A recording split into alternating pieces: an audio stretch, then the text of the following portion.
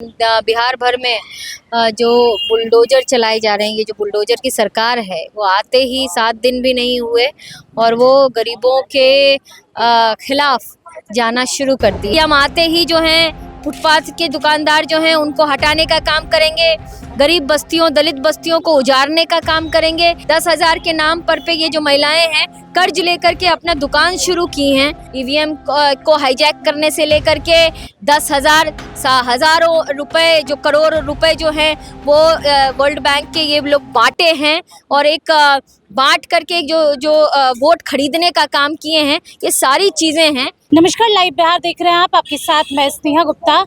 हमारे साथ खास बातचीत करने के लिए दिव्या गौतम है, दीघा की पूर्व प्रत्याशी हैं और आपको बता दें कि माले लगातार अपने मुद्दों के साथ धरातल पे उतर गया है।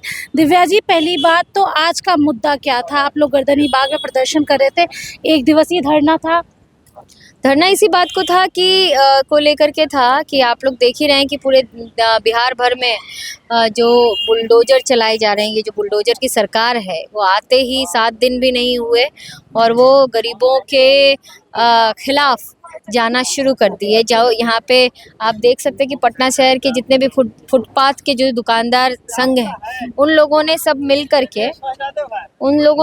करके ये आज का धरना रखा कि जिस सरकार को जो ये कह करके आई थी कि हम जो है गरीबों के साथ लेकर के चलने वाली सरकार है, ये ऐसा करेंगे, 10,000 रुपये दे करके उनके वोट खरीदने का काम किया और वही सरकार ने वही वसूली करना तुरंत शुरू कर दिया।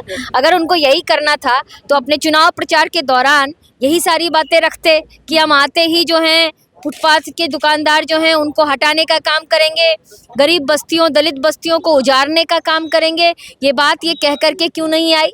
फिर जा कर के लोग तय करते ना कि आने वाले समय में हमारे ऊपर ही ये पड़ने वाला है, जो कि ये बहुत ही आप कह सकते हैं कि किसी भी एक पूरे शहर का जो एक चलाने का काम है, यही जो मार्जिनलाइज सेक्शन के जो लोग हैं, जो मेहनत करने वाले जो लोग हैं उनके द्वारा ही चलता है और उन्हीं को बेदखल करने की जो कोशिश की जा रही है, उनके ऊपर जुर्माना लगाया जा रहा है।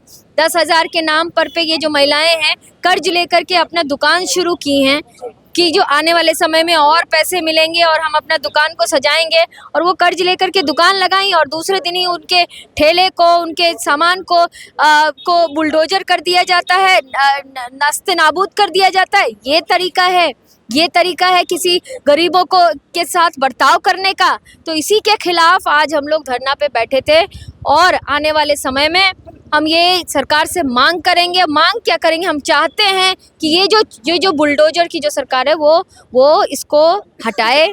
ये जो लोग जो फुटपाथ पे जो लोग सामान बेच रहे हैं उनको वेंडिंग जोन मुहैया कराया जाए, उनकी बैरिकेटिंग की जाए और स्ट्रीट वेंडर एक्ट के तहत जो 2014 में उसको इम्प्लीमेंट किया जाए और जितने भी वेंडर्स हैं उनको एक स्पेस प्रोवाइड किया जाए और तब तक इनको निकालने का, इनको हटाने का इनको कोई अधिकार नहीं। दिव्या जी, अगर हम चुनाव की बात करें तो आप दीघा से प्रत्याशी थी, ऐसे में क्या लग रहा है, क्या कुछ वजह रही है जिसकी वजह से आप जीत नहीं पाई या फिर वही 10,000 रुपये का जो बात चल रही है वही? देखिए, पूरे देश भर में पता है कि ये सरकार जो है वो किस तरह से जो हर तरह की मशीनरी इनके साथ खड़ी थी, चाहे वो स्टेट मशीनरी हो, इलेक्शन कमीशन हो, सबको अपने कब्जे में कर लिया है। आज जब हम लोग इस बात को लेकर के बुलडोजरिंग के बात को लेकर के कमिश्नर के पास जाते तो वो बोलते हैं कोर्ट का ऑर्डर है। तो यहाँ कोर्ट तक के पास इनके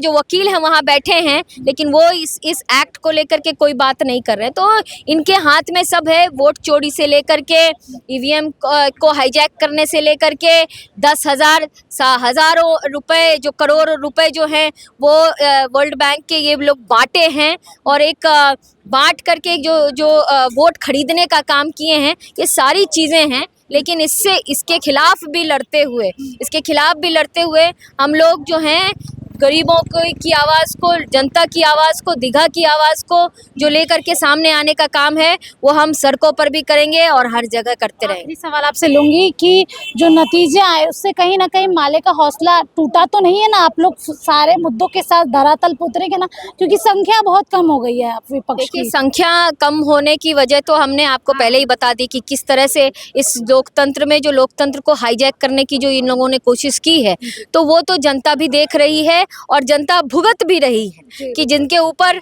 जो भरोसा करके इनको लाया गया उनके ऊपर खुद ये लोग भुक्तभोगी होते जा रहे हैं। हमारे जो लोग हैं वो भुक्तभोगी होते जा रहे हैं। तो ये जो हमारा जो विश्वास है लोकतंत्र के ऊपर, संविधान के ऊपर, वो कम होने वाला नहीं है।